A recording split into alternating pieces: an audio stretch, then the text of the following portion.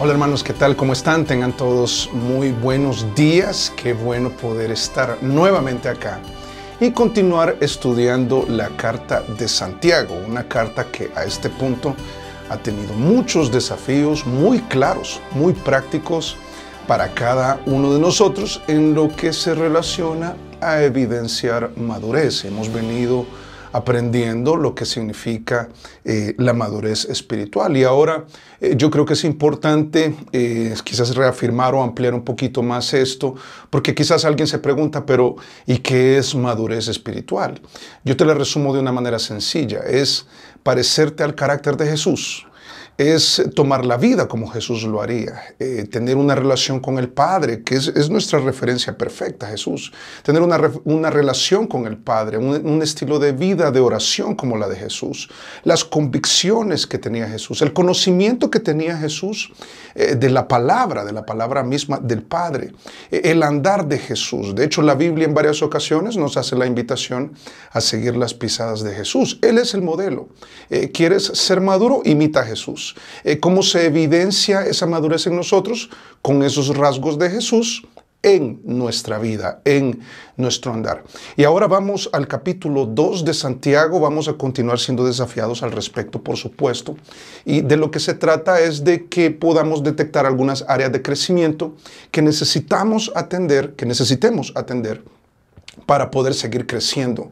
La idea es que tú y yo en nuestro caminar vayamos pareciéndonos a Jesús, y conforme eso vaya sucediendo, la vida se vive mejor, se vive más plena, esta vida abundante que ha sido prometida, y los que están cerca de nosotros lo comprueban y lo disfrutan, porque un creyente maduro es una bendición para los que estén alrededor de él. Y vamos en el capítulo 2, vamos a leer del verso 14 al 26, vamos a leerlo a continuación. Yo te invito a que me sigas, por favor. Dice acá en el texto, dice: hermanos míos, ¿de qué aprovechará si alguno dice que tiene fe y no tiene obras?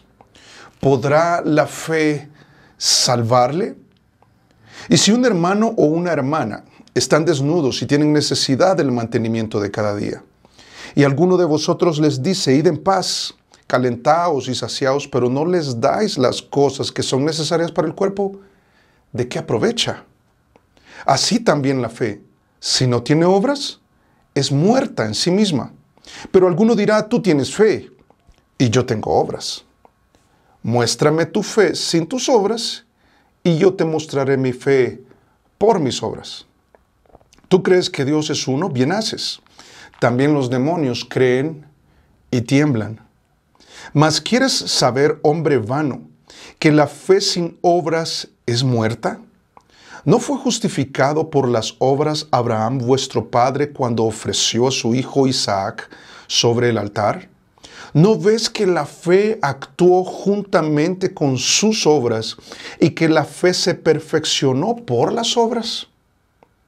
Y se cumplió la escritura que dice: Abraham creyó a Dios y le fue contado por justicia, y fue llamado amigo de Dios. Vosotros veis, pues, que el hombre es justificado por las obras, y no solamente por la fe.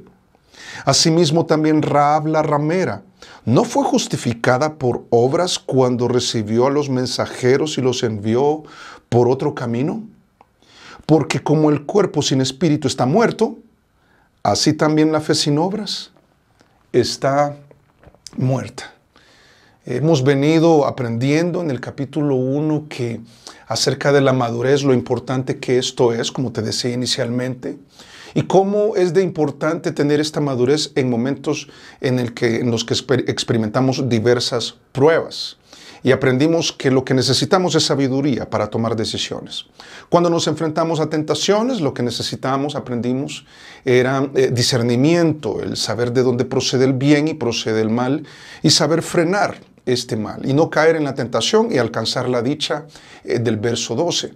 Ahora, luego de esto, si Dios nos ha dado sabiduría, dice Santiago, si nos ha dado sabiduría, que es la palabra de Dios, es importante conocerla, saberla y aplicarla adecuadamente. De otra manera se queda en pura información. Y lo último que vimos en el capítulo 2 es que la madurez también se evidencia en la forma en que tratamos a las otras personas, y atacó directamente y vehementemente el clasismo. El clasismo no tiene cabida en el cristianismo. Aprendimos el domingo anterior que cuando el clasismo toca a la puerta de la iglesia o toca a la puerta del corazón, no debe encontrar cabida. Le cerramos la puerta a esa forma de tratar a las personas por lo que tienen y no por lo que valen. Pero entonces ahora, a partir del verso 14, Santiago lo que está haciendo es tratando un aspecto donde la fe y las obras es importante. Ahora, es interesante porque de lo que va a hablar es que no podemos referirnos a alcanzar madurez espiritual si no se es creyente. Nadie que pueda poseer una fe que nos salva puede alcanzar el carácter de Jesús. Es imposible. Y esto se vuelve medular en la carta, porque toda la carta está hablando de, hey, parezcámonos a Jesús, adquiramos el carácter de Jesús, maduremos, que se evidencie esa fe que profesamos. Pero se vuelve tan medular considerar lo que de manera muy retórica hace en el verso 14 al 26, es debemos examinar si estamos en la fe. Esto que Santiago hace de manera tan retórica en estos versos es algo que también mencionó Pablo, el apóstol Pablo en 2 de Corintios capítulo 13, verso 5, que dice, examinaos a vosotros mismos si estáis en la fe, probaos a vosotros mismos, ¿o no os conocéis a vosotros mismos que Jesucristo está en vosotros, a menos que estéis reprobados? ¿Existe una posibilidad de que alguien que va a la iglesia, abre la Biblia, canta, ora, practica un cristianismo, que este cristianismo esté basado en una fe que no sea auténtica? Y la probabilidad está ahí. De otra manera, Santiago no tocaría el tema. Pero detrás, lo que va a insistir una vez tras otra, es que lo que está detrás de una fe auténtica, sí, va a ser una doctrina, obviamente. Sí, va a ser un conocimiento. Sí, va a ser una práctica que ya atacó en el capítulo 1, hablando del que se cree religioso. Pero detrás de una fe auténtica, lo que va a insistir es que debe haber obras que la respalden, de tal manera que en el verso 26 hace una comparación con el cuerpo, donde se sabe bíblicamente que si el espíritu sale del cuerpo, ese cuerpo ya no puede vivir, está muerto. Es incapaz de hacer nada por nadie, es incapaz de causar un provecho por alguien. Está en un ataúd, está muerto. Y el planteamiento que hace es, así como esa persona sin espíritu está dentro de ese ataúd, muerto, no puede hacer nada por nadie, así una fe que no produce obras no puede hacer que alguien sea salvo, que alguien pueda alcanzar salvación. No tiene provecho alguno. Y lo primero que va a hacer, bueno, de lo que vamos a estar hablando es qué relación tiene la fe con las obras, porque vas a ver que en algunos momentos uno piensa, bueno, y Santiago está diciendo que la salvación es por obras, porque yo entiendo de la Biblia que la salvación es por fe, y definitivamente es por fe. Solamente que en el argumento de Santiago hay mucho énfasis en una fe que obra, una fe que produce obras, una fe que se evidencia en obras. Es un árbol que es posible ver su fruto. La fe, como tú sabes, es algo que no se puede ver, pero lo que evidencia la fe y lo que sí se puede ver son las obras que produce. De tal manera que lo primero que hace Santiago es decirnos, mira, la fe y las obras son inseparables. De tal manera que alegar un cristianismo sin obras es inadmisible, no se puede aceptar, eso es incongruente, esto no se puede. Esto es imposible.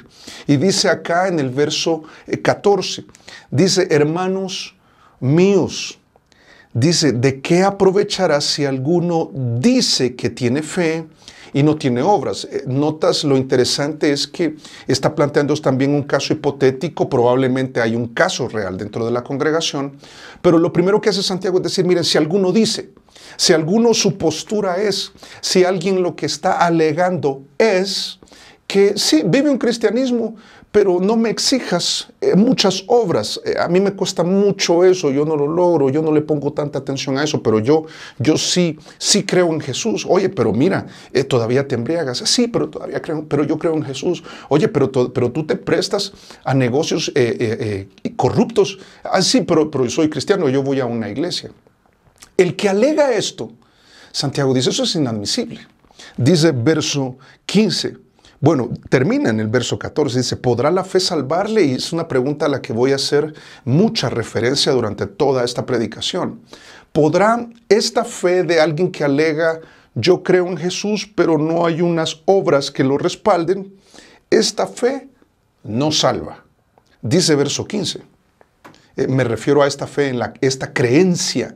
Esta creencia de que solamente diciendo que soy cristiano, que dice ser cristiano, pero no se comprueba que es cristiano. Dice, esta fe, dice Santiago, esto es inadmisible. Dice verso 15. Y si un hermano o una hermana están desnudos y tienen necesidad del mantenimiento de cada día, y alguno de vosotros les dice, id en paz, calentaos y saciaos, pero no les dais las cosas que son necesarias para el cuerpo, ¿de qué aprovecha? Solo hablar, solo la intención. Dice, así también la fe, si no tiene obras, es muerta en sí misma. No puedes decir que esa fe verdaderamente te hace salvo. Este tipo de fe, va a argumentar, no puede ocasionar salvación. Dice, pero alguno dirá, tú tienes fe y yo tengo obras. Muéstrame tu fe sin tus obras, le responde. Y yo te mostraré mi fe por mis obras. Y viene algo muy, muy tremendo. Dice, ¿tú crees que Dios es uno? Bien haces. ¿Tú tienes la doctrina correcta? El monoteísmo, ¿tú crees que no hay varios dioses, solo hay un Dios? Qué bueno, dice. Dice, también, en el verso 19, también los demonios creen y tiemblan. Mas, ¿quieres saber hombre vano? Es un hombre vacío. Es un argumento vacío, no sólido. Es alguien que no tiene la fe verdadera, es una fe falsa. Dice, no, mas ¿quieres saber hombre vano? Que la fe sin obras es muerta. Esto que tú estás haciendo de separar la fe y las obras es inadmisible.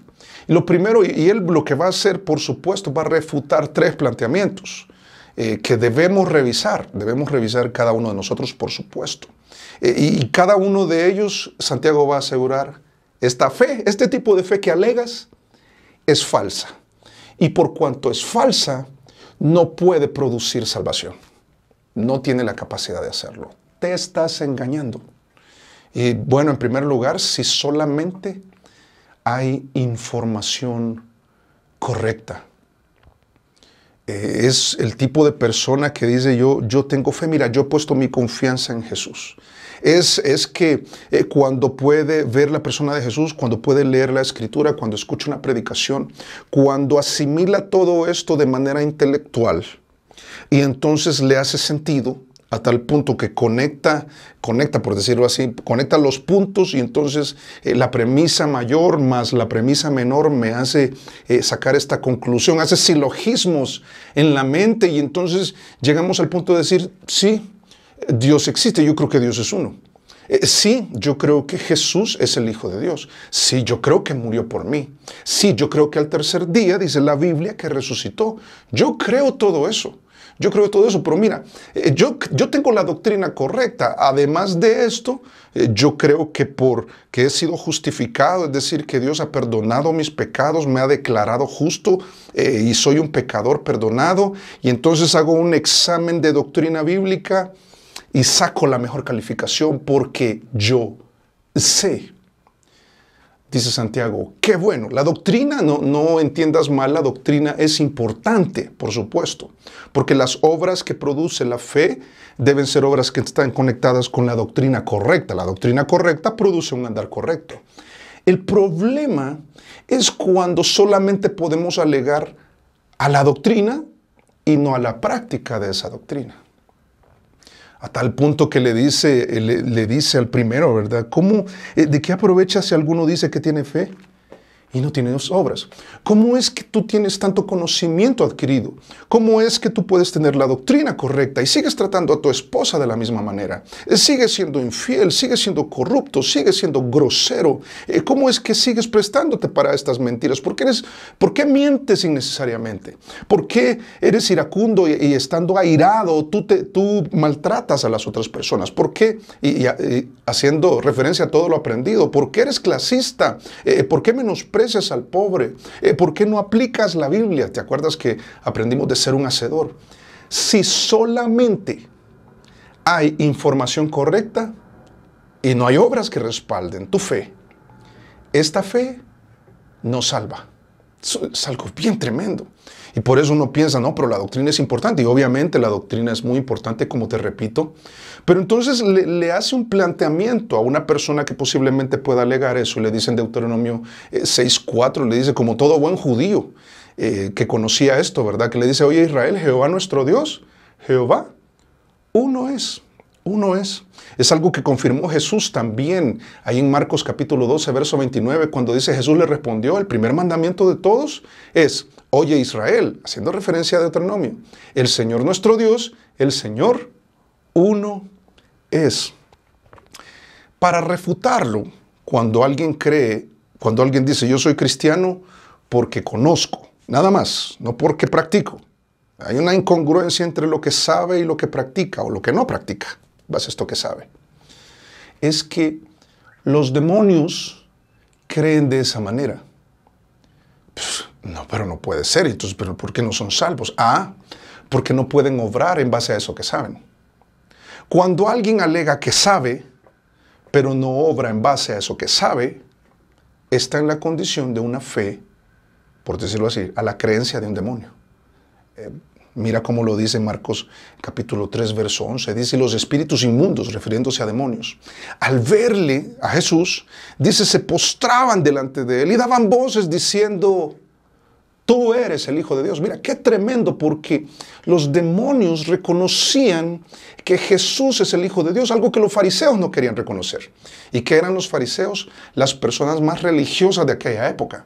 Que tenían el conocimiento del Antiguo Testamento como quizás ningún otro. Le acompañaban quizás otros grupos, pero tenía mucho conocimiento, tenía doctrina, sabía que Dios era uno, sabía de Deuteronomio 6, pero no reconocían que Jesús era el Hijo de Dios. Los demonios sí. Los demonios creen en ese sentido. O sea, es el asentimiento o la aceptación intelectual que resulta lógico ahí en la mente, pero es algo que no ha bajado en el corazón, y por cuanto no ha bajado en el corazón, no se ha traducido a obras. Entonces Santiago dice, si tú crees que por conocer, sin que haya un fruto en tu vida, una transformación en tu vida que lo evidencie, sin obras, esta fe te estás engañando. Te estás engañando. Miren Mateo capítulo 8, verso 29, dice, siempre hablando de los demonios, dice, clamaron diciendo, ¿qué tienes con nosotros, Jesús, Hijo de Dios? ¿Has venido acá para atormentarnos antes de tiempo? Por eso Santiago dice, mira, testimonio hay de que los demonios sabían quién era Jesús. Ellos entendían quién era Jesús. Ellos podían decir quién era Jesús. Ellos tenían la doctrina correcta, por decirlo así. Y dice que temblaban también, hablando de las emociones. Porque sabían de que Jesús podía juzgarlos. Es curioso porque el día de hoy se ven muchas iglesias que podrían apelar al conocimiento, que podían apelar a la experiencia emocional, pero conformada de personas que se dirigen al mismo destino eterno. Muy preocupante. Entonces uno piensa, ¿cómo puedo alcanzar yo madurez espiritual si no soy creyente? Debemos revisar si nuestra fe es solamente intelectual y no hay obra alguna que lo respalde.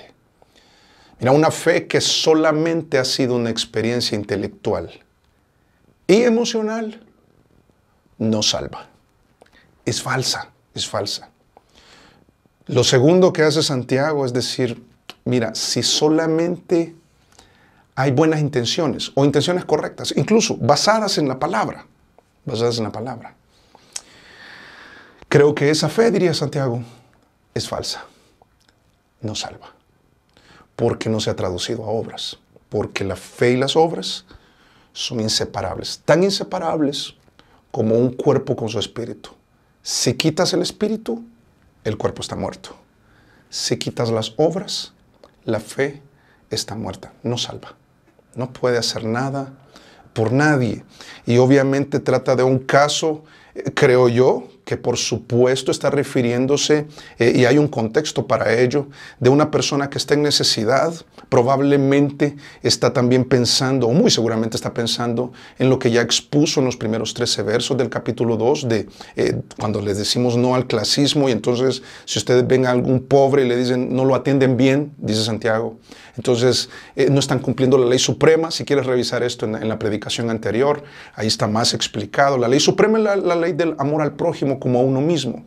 Entonces lo que está planteando de nuevo, está colocando el contexto, pudo haber sido otro caso, pudo tratarse, no sé, de ayudar en otro tipo de situación, o de tratar mejor a la esposa, o de educar correctamente a los hijos. Pudo haber sido cualquier otra cosa. Y como te decía yo creo que tiene que ver con el planteamiento y el argumento fuerte, y es obras. Obras. En el caso de un pobre, por supuesto, hay que ayudarle. Y por supuesto, esto es en base a la verdad. No podemos solucionar la pobreza o las necesidades de todas las personas. Pero según tengamos oportunidad, dice obras. Obras, que se vea. O sea, que se vea lo que tú haces por tu esposo, que se vea lo que tú haces por tu esposa, que se vea lo que tú haces por la iglesia, que se vea por lo que tú haces por la obra, lo que tú haces por los hijos, lo que tú haces por y para la conversión de otras personas, lo que tú haces para Dios. Obras. El planteamiento que haces, mira, el problema es que no cumples la ley suprema. Porque con decirle a alguien, hablarle bonito, citarle versos, y no digo que esto esté mal, por favor, qué bueno cuando alguien puede ministrar a otros con un verso bíblico. El problema es creer que solamente las buenas intenciones bastan. Y entonces yo puedo confirmar que soy creyente y que mi fe es verdadera porque hablo bonito. Y aquí es donde debemos tener mucho cuidado con eso. Primera de Juan, capítulo 3, verso 17, dice, pero el que tiene bienes de este mundo y ve a su hermano tener necesidad y cierra contra él su corazón, ¿cómo mora el amor de Dios en él? Y mira que Juan va a hacer el mismo planteamiento de Santiago. Dice Primera de Juan 3, 18, hijitos míos, no amemos de palabra ni de lengua, sino de hecho y en verdad. Las buenas intenciones que no se llevan a cabo, no son buenas.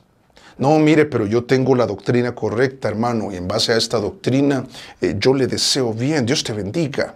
Sí, la gracia de Dios te cubra. Sí, la supereminente grandeza de la bondad del Señor y los ángeles acampen alrededor, y entonces capítulo y versículo y conocimiento. Yo estoy cargado de puras buenas intenciones, hermano. ¿Y cuál has hecho?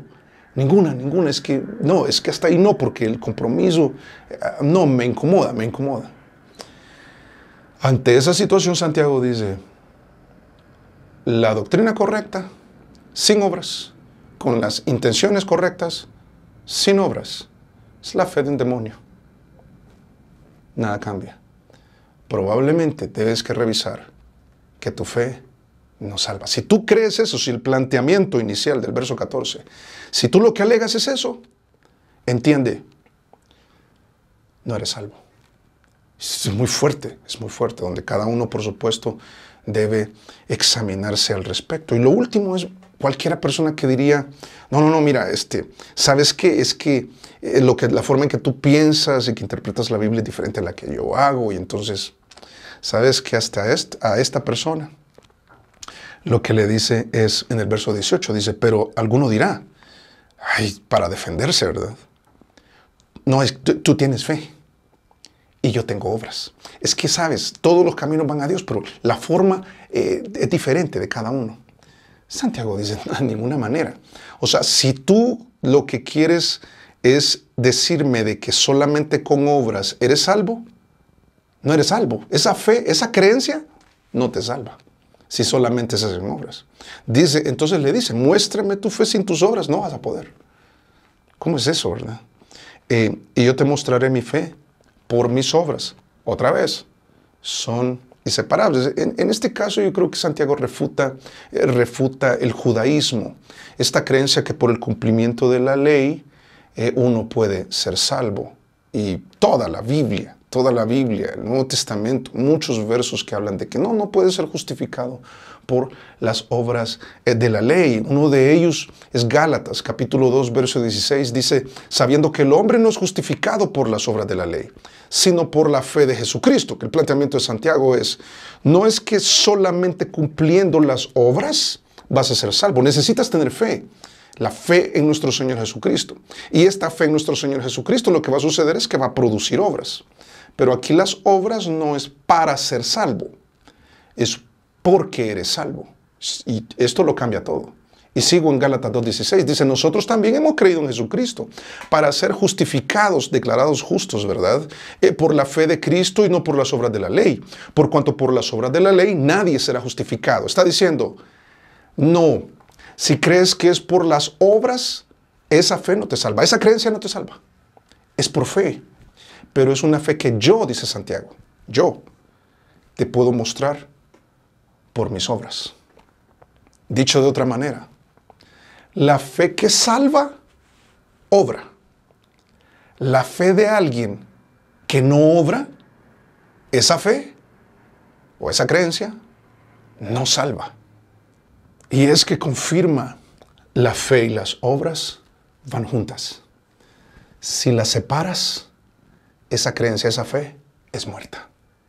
Y si es muerta, no puede hacer nada por nadie. Yo creo que después de revisar todo esto que estamos viendo y entender de que la fe y las obras son inseparables, es bueno revisar. Si podemos decir lo mismo que Santiago, es yo te mostraré mi fe por mis obras. ¿Cuáles obras? ¿Hablas igual? ¿Tu mentalidad ha cambiado? ¿Tus prioridades han cambiado? ¿El Evangelio ha impactado tus prioridades? ¿Ha cambiado la forma en que estás educando a tus hijos? ¿Ha cambiado tu corazón? ¿Ya no eres rencoroso, eres perdonador? ¿Ha cambiado tus relaciones? Ya no son superficiales, son profundas. ¿Ha cambiado la forma en que tú amas a los demás sin mérito alguno? ¿Has cambiado esta parte de orgullo o de soberbia donde tú perdonas aun cuando no te piden disculpas? Tú dices voy a perdonar. ¿Ha cambiado tu forma de ser? ¿Ha cambiado tu caminar? ¿Ha cambiado la forma en que tratas a tu esposa e hijos? ¿Ha cambiado tu corazón sumiso hacia tus padres? Porque si no ha cambiado, esa creencia que tienes de que eres salvo es falsa, es falsa. De tal manera que la fe y las obras no solamente son inseparables. El planteamiento que va a continuación nos va a decir que la fe y las obras, cuando hay obras, es irrefutable. Es irrefutable. A tal punto de que tú y yo podamos hacer una referencia muy concreta a ese momento en que tú entregaste tu vida a Jesús, ese año en que tú recibiste a Jesús, ese mes en que recibiste a Jesús y pusiste tu confianza en Él, ese momento en la vida en que tú pusiste tu fe en Jesús, o ni siquiera puedes identificarlo, solo te acuerdas que cambiaste de iglesia. Ahí es donde cada uno debe revisar si está en la fe verdadera. Porque cuando hay obras será irrefutable. Y menciona dos casos de dos personas muy diferentes. Pues Abraham, el padre de la fe, un hombre, un hebreo, y a Rahab, una ramera, una prostituta, una persona inmoral. Abraham, un hombre religioso, diríamos, ella una persona inmoral, que no era parte del pueblo de Dios, era gentil, y entonces, bueno, Abraham amigo de Dios también. Rahab era parte del enemigo, era de Jericó, era enemigo, considerado enemigos de Dios. Pero entonces usa los dos casos para decir, mira, cuando hay obras, esa fe es irrefutable. Es irrefutable. Las obras evidencian salvación y una entrega sacrificial al Señor. Y menciona los dos casos. Mira aquí el verso 21. Dice, no fue justificado por las obras. Y ya a este punto yo creo que ya entendimos que no es que está diciendo que alguien es salvo por obras, porque incluso lo refuta en el verso 18. Está diciendo, está enfatizando la fe que obra. Entonces, cuando lees esto, entiendes que está hablando cuando la fe obra, cuando se pueden evidenciar obras que proceden de una fe que justifica. Dice verso 21, ¿no fue justificado por las obras Abraham, nuestro padre, cuando ofreció a su hijo Isaac sobre el altar? Dice, ¿no ves que la fe, por eso te decía, actuó juntamente con sus obras y que la fe se perfeccionó por las obras? Y se cumplió la escritura que dice, Abraham creyó a Dios y le fue contado por justicia.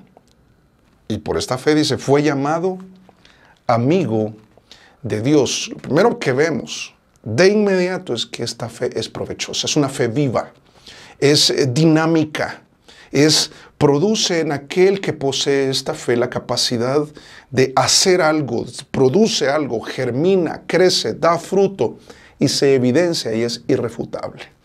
Ahora, a la referencia que hace, obviamente es a la de Génesis 22 cuando ofrece a su hijo. Pero realmente cuando fue justificado, porque si notas la pregunta que hace retórica es no fue justificado por las obras Abraham nuestro padre cuando ofreció a su hijo sobre el altar. Se refiere a las obras que resultan de su fe. Eso es algo de Génesis 22. Pero unos años antes, cuando su fe le justificó, es decir, cuando alcanzó la salvación, cuando alcanzó el perdón de Dios, cuando alcanzó la oportunidad de ser declarado justo por el juez que dice, no te imputo ningún cargo, yo te declaro inocente, te he perdonado la deuda, fuiste justificado. Eso realmente sucedió en Génesis capítulo 15, 6, cuando Dios le dice, vete de tu tierra y de tu parentela a la tierra que te mostraré, y también ya le dice, te voy a dar un hijo. Cuando la palabra de Dios llega al corazón de Abraham, dice que no creyó en Dios, sino que creyó a Dios. Y hay una gran diferencia. Hay muchas personas que creen en Dios. Hay muchas personas que tienen una creencia. No está basada en la palabra de Dios, sería incorrecta. Pero cuando está en la palabra de Dios, la fe real dice, va a suceder lo mismo que sucedió con Abraham. Se va a perfeccionar en las obras, que sucede unos años posteriores al momento en que su fe le justifica. Luego, Santiago hace referencia a Génesis 22, que es el momento en que Abraham está dispuesto a sacrificar algo precioso para él al Señor. Y se confirma que entonces que es amigo de Dios, tiene una relación con Dios. Ahora, ¿qué significa todo esto? Fíjate que cuando tu fe y la mía es verdadera, va a tener la doctrina correcta. Como te dije, no es malo. El problema es que solo haya doctrina correcta. Van a haber las intenciones correctas, va a haber un querer hacer, lo cual no es malo. Lo malo es no llevarlas a cabo. Pero luego, esta es la diferencia, va a traducirse a obras. Es a diferencia de un cristianismo falso que el día de hoy se ha esparcido mucho, es creer que Dios existe para darme a mí. Y la verdad es que nosotros existimos para darle a Él. ¿Y qué le damos? Lo que Él en su palabra nos ha pedido. En el caso de Abraham fue su hijo. Y tú sabes y conoces la historia en Génesis 22 si quieres revisarla, donde no llega al punto de sacrificarlo. Y ahí hay una confianza y hay un cuadro impresionante de la disposición que tuvo Dios, que Él sí lo ejecutó. Él dio a su hijo, Él lo ofreció en sacrificio, el derramamiento de su sangre produce nuestra salvación. Y luego lo resucitó al tercer día, hablando de Jesús. Y entonces cuando ponemos nuestra confianza en lo que el Padre ya ha hecho, entonces nosotros somos justificados. Y cuando creemos eso, se traduce en obras. Obras que se están evidenciando en Abraham. En el caso de él no ofreció a su hijo, estuvo dispuesto a ofrecer a su hijo. Y si Dios lo hubiera permitido, yo creo que lo hubiera hecho. ¿Qué está diciendo? Que cuando alguien tiene una fe verdadera, tiene la disposición de darle al Señor lo que Él ha pedido. Y en este caso es tu tiempo, tus habilidades, lo que Él te ha dado, tus prioridades, mira, tus ofrendas. Cuando alguien dice, no, es que mira, es que a ese punto yo creo que no, yo puedo estar solamente en la doctrina. A mí lo que me gusta es aprender. A mí lo que me gusta es informarme. A mí lo que me gusta es llenarme de buenas intenciones. Pero que se traduzcan a obras concretas. No. Yo tengo mi forma de creer. Déjeme tranquilo. Santiago diría, ok, pero entonces tu fe no te salva. Ese tipo de cristianismo no es verdadero. Es falso. Es de nombre nada más. Es que dices de ti y alegas que eres creyente. Si quieres, y perdón lo que voy a decir, pero es el planteamiento de Santiago. Si quieres creer eso y vivir engañado, es asunto tuyo. Pero, amados míos, como les dice, ¿qué quisiera yo? Que revisaran si están en la fe correcta. Y lo tremendo es que confirma que es amigo de Dios. Una cosa impresionante, porque Dios le considera su amigo y él se considera amigo de Dios. Como tú sabes lo importante que es en la fe de un caminar donde somos justificados por la fe, y cuando es genuina, es la información correcta, se traduce a intenciones correctas, y esas intenciones correctas se traducen a obras concretas. Obras correctas en base a la fe, a la palabra de Dios. Y entonces tenemos una relación con Dios donde Dios reconocería, sí, Él es amigo mío, yo lo conozco. Porque de otra manera lo que sucedería es que Dios diga, yo no sé quién es ese. Yo una relación con Él no tengo. Pero mira, va a una iglesia. Sí, pero no hay obras. Esa fe es intelectual. Esa fe es emocional, pero esa fe no es espiritual y no ha producido obras. Pero cuando hay obras, como el caso de Abraham, entonces es irrefutable. Y luego Santiago menciona otro caso, porque cualquiera dirá, no, ahí la barra quedó muy alta, hermano, porque Abraham, o sea, yo no puedo llegar al punto de ofrecer a mi hijo lo más precioso para mí, o lo que el Señor me pida, yo no estoy en ese punto. Lo bueno es que después se va a otro caso, que es el caso de Rahab, acá en el verso 25. Dice, asimismo, o sea, así como las obras acompañaron o iban juntas con la fe de Abraham, asimismo, dice, también Rahab la ramera ¿no fue justificada por obras cuando recibió los mensajeros y los envió por otro camino? Porque como el cuerpo sin espíritu está muerto, así también la fe sin obras está muerta. En ella también se pueden ver los dos mismos elementos del caso de Abraham, salvación y sacrificio. Porque la salvación está basada en el sacrificio de lo que Dios ha hecho, no de lo que nosotros hagamos. Pero cuando nosotros ponemos nuestra fe en este Dios, entonces nosotros lo creemos, lo entendemos, lo asimilamos, lo abrazamos, nos llenamos de buenas intenciones y esas intenciones se traducen en obras concretas. Y se refiere a las obras resultantes de la convicción y de la confianza de esta mujer, que sucedió allá en Josué capítulo 2, donde ella básicamente decidió cuál sería la fuente de su confianza, como en algún momento tú y yo lo decidimos. Aquel que creía que solamente era por obras, entiende que es solamente por una obra, y es la obra de Jesús. Pone su confianza en Jesús y entonces es justificado por fe, y esta fe verdadera ha producido obras, porque si no ha producido obras, no ha sido una fe verdadera. Necesita revisar ese aspecto. Y también mira, lo que decidió esta mujer, ahí en Josué capítulo 2, verso 15, si quisieras leer todo el capítulo, bien puedes luego. Que dice, entonces ella, es la referencia a la que está haciendo Santiago, dice, entonces ella los hizo descender con una cuerda por la ventana. ¿De quiénes está hablando? Es de los espías, ¿te acuerdas? Que estaban entrando a la tierra prometida bajo el liderazgo de Josué. Envía unos espías a Jericó. Jericó se volvió un bastión clave en la incursión a la tierra prometida y la victoria sobre los enemigos. Eran enemigos de Dios, Jericó. Era una ciudad tremendamente amurallada, donde a simple vista uno podría creer, no es posible tomarla, pero Josué, que es cuadro de Jesús, es el que da la victoria. Y entonces estos espías llegan a Jericó para ver cómo era la situación de la ciudad, y entonces esta mujer, que era parte de los enemigos de Dios, teme y se pone del lado donde ella pone su confianza. Y dice, aquí vuelvo a leer Josué 2.15, habiéndote explicado eso. Dice, entonces ella los hizo descender con una cuerda por la ventana porque su casa estaba en el muro de la ciudad y ella vivía en el muro. Lo que está diciendo es, yo vivo en un lugar súper firme. Este lugar es la fuente de mi confianza. Pero cuando escucho que viene el juicio de parte de Dios, ella entiende que si ella no pone su confianza, no se pone del lado de Dios, ella va a sufrir las consecuencias. ¿Por qué lo digo? Sabes que los muros representan la fuente de confianza. Proverbios 18:11 dice, las riquezas del rico son su ciudad fortificada. Y dice, como un muro alto en su imaginación.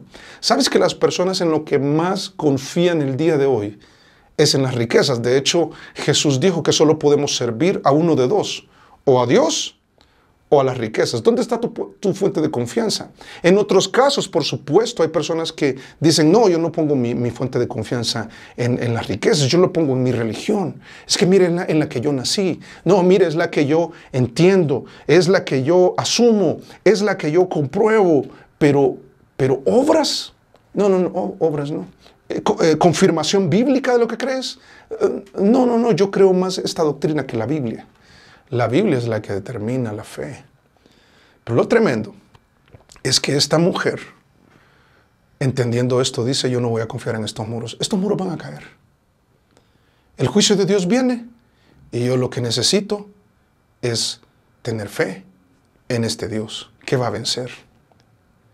Y ella toma un bando. Se le hace una promesa a esa mujer. Cuando dice en Josué 6:25, dice, mas Josué salvó la vida de Rahab. ¿Te acuerdas que Josué es cuadro de Jesús? Dice, salvó la vida a Rahab la ramera. Dice, a la casa de su padre y a todo lo que ella tenía. Y habitó ella entre los israelitas hasta hoy. Porque por cuanto escondió a los mensajeros que Josué había enviado a reconocer a Jericó. ¿Qué está diciendo? Que el actuar de esta mujer dejó muy claro la fe que tenía. Y la fe que tenía era de que Dios era salvación. Ella se arriesgó por Dios, sobre todo al hablar de este mensaje con su familia. Podían delatarla y podían haberla matado. Pero ella dice, yo me voy a arriesgar. Yo voy a confiar. El juicio de Dios viene. Yo voy a confiar. Yo quiero ser parte de este pueblo de Dios. Yo quiero que este Dios sea mi Dios. Yo no voy a confiar en estos muros. Yo voy a confiar en Josué, en Jesús y en sus promesas. Y como acabamos de leer en Josué 6, Él cumple sus promesas. Y la hicieron parte del pueblo de Dios. Como tú y yo cuando pusimos nuestra confianza en Jesús. Ah, sí, pero ahí está hablando de las obras, hermano. El argumento es sólido de Santiago. Siempre está hablando de la fe que obra. Y lo confirma Hebreos 11:31. Dice, por la fe, Rahab la ramera no pereció juntamente con los desobedientes. Pero allá dice por las obras. Sí, por las obras que produjo su fe. Todo es consistente. Dice Hebreos 11:31 al final. Habiendo recibido a los espías en paz. ¡Qué impactante! ¿Puedes tú identificar ese momento en que entregaste tu vida a Jesús? Probablemente hubo una mano levantada, quizás no hubo una mano levantada. Probablemente fue en un servicio dominical o quizás fue en tu casa, quizás fue en la calle, alguien te compartió del Señor. Quizás fue viendo un video, una predicación. No sé de qué manera, pero puedes identificarlo. O solo te cambiaste de iglesia o te cambiaste de religión. Mira, la fe en sí misma no es deficiente. O sea, no es que la fe sin obras es deficiente, no. La fe en sí misma no es deficiente, sino que la verdadera fe siempre produce obras.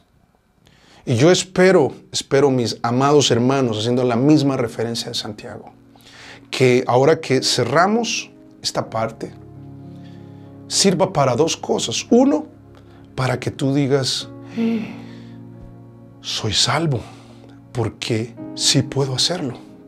Yo me convertí en tal evento. Entregué mi vida a Jesús. No es ambiguo. No, yo siempre he creído. No, yo sí. Es que como es similar a donde yo vengo, no es ambiguo. Es concreto, es un evento concreto. En el caso de Rahab y en el caso de Abraham, lo es para salvación. Y te ha llevado a un punto donde hoy das al Señor sacrificialmente. Sí, yo he hecho sacrificios por el Señor. Y no para ser salvo, sino que cuando yo lo he hecho para el Señor, lo he hecho entendiendo que soy salvo. Mira, ¿qué relación tiene la fe verdadera con las obras? Dos cosas, dice Santiago. Son inseparables. Y cuando hay obras, por esta fe, estas obras son irrefutables, irrefutables. Y entonces concluye, verso 26. Porque como el cuerpo sin espíritu está muerto, así también la fe sin obras está muerta. ¿Cómo es tu fe? ¿Viva o muerta? ¿Verdadera o falsa? ¿Cómo lo compruebas? Obras que proceden de la fe. Fe y obras. Solo fe no salva. Solo obras no salvan.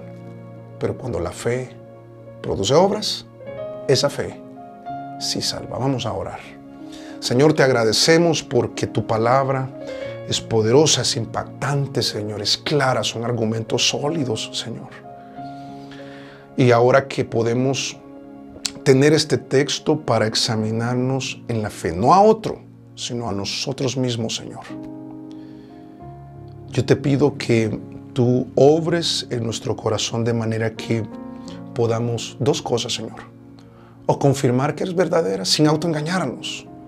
Francamente, Señor, delante de ti, reconfirmar que nuestra fe es verdadera, porque va acompañada de obras.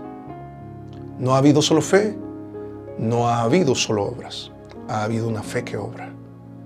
Señor, y si en algún caso de alguien que hasta ha estado años en la iglesia, incluso se ha bautizado, u otras cosas, Señor, de manera religiosa, no como el resultado de una fe verdadera, que la confirmación de que esa fe sea falsa, produzca una conversión en el corazón en este momento, Señor. Solo si es el caso. Cada uno sabe. Tú ayúdanos a examinarnos a cada uno, Señor. A sí mismos. Gracias te damos porque siendo salvos podemos aspirar a ser maduros espiritualmente hablando, Señor. Te damos gracias por este texto. Y todo esto, Señor, lo ponemos en tus manos y te lo agradecemos en el nombre de Cristo Jesús. Amén. Amén. Espero que este texto ha sido denso, profundo, pero muy bueno. Muy bueno. Y yo agregaría algo más, muy necesario. Yo creo que es bueno que tú y yo nos examinemos en la fe y que experimentemos el gozo de saber que estamos en la fe verdadera y también el gozo de saber que en el caso de darnos cuenta de que sea falsa, tener la oportunidad de aceptar o de movernos hacia la fe verdadera, poniendo nuestra fe en Jesús. Así que, hermanos, que el Señor los bendiga. Yo espero que estés muy bien ahí en tu casa, que goces de salud, las bendiciones de Dios, y que si hay diversas pruebas, tengas sabiduría. Si hay tentaciones, tengas discernimiento. Si tienes la palabra, haya aplicación de la misma, como lo que acabamos de aprender. Y ahora, que haya salvación. ¡Qué bendición! ¡Qué bendición! Así que nos vemos el próximo fin de semana y una vez más yo no me voy a cansar de repetir esto. Si estás en Bogotá, será una bendición poder tener este momento juntos como iglesia en nuestro local en calle 12, número 68C-24, todos los domingos a las 10 de la mañana y seguimos estudiando Santiago, la carta de Santiago. El Señor te bendiga. Nos vemos el próximo fin de semana y continuamos estudiando la carta de Santiago. Un abrazo. Chao.